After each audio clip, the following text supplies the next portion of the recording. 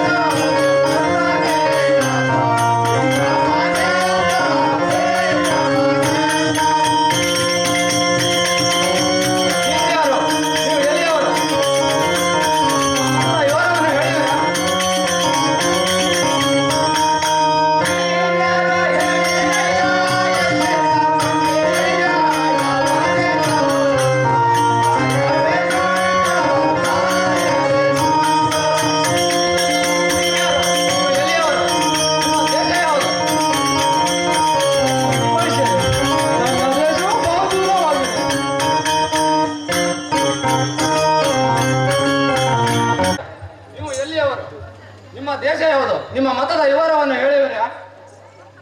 ವೈಶ್ಯರೇ, ನನ್ನ ದೇಶವು ಬಹು ದೂರವಾಗಿದೆ.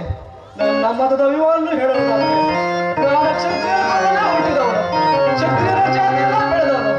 ಈಗ ನನಗೆ ಮತ್ತೆ ಅದನ್ನು ಹೇಳೋದಕ್ಕೆ ಆಗೋದಿಲ್ಲ. ನಾನು ಮುಂದಕ್ಕೆ ಬಹು ದೂರ ಹೋಗಬೇಕು. ಕ್ಷತ್ರಿಯರೇ ಹೋಗಿದ್ದಾರೆ, ಹೋಗಬದಂತೆ. ಮುಂದೆ ಹೇಳ್ತೇನೆ, ಕೇಳಿರಿ.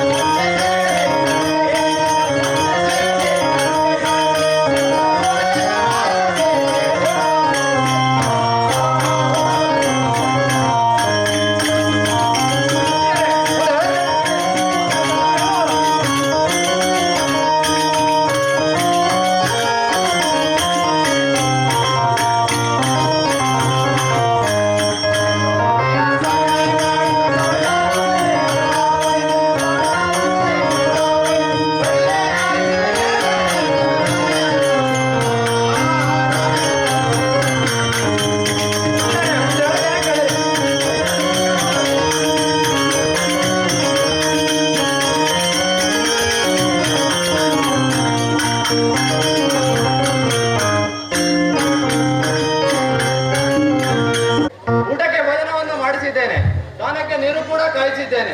ಸ್ನಾನ ಮಾಡಿ ಭೋಜನ ಮುಗಿಸಿಕೊಂಡು ಇದೊಂದು ರಾತ್ರಿ ನಮ್ಮ ಮನೆಯಲ್ಲೇ ನಿದ್ರೆಗೈದು ಬೆಳಗ್ಗೆ ಎಲ್ಲಿಗಾದ್ರೂ ಹೋಗಿರಂತೆ. ಆಯ್ತೆ? ವೈಶ್ಯರೇ, ನೀವು ವೇಷ ಹೇಳಿದರು.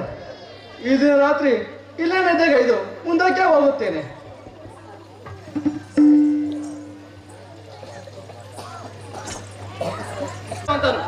ಇವನನ್ನು ನನ್ನ ಮನೆಯಲ್ಲಿ ಇಟ್ಟುಕೊಂಡು ನನ್ನ ಮಗಳಾದ ಅಲೋಲಿಕೆಗೆ ಕೊಟ್ಟು ಲಗ್ನ ಮಾಡಿ ನನ್ನ ಹಳೆಯನ್ನಾಗಿ ಮಾಡಿಕೊಂಡು ನನ್ನ ಮನೆಯಲ್ಲಿ ಇಟ್ಟುಕೊಂಡರೆ ಇನ್ನು ಐಶ್ವರ್ಯ ಸಂಪತ್ತು ಹೆಚ್ಚಾಗುತ್ತದೆ.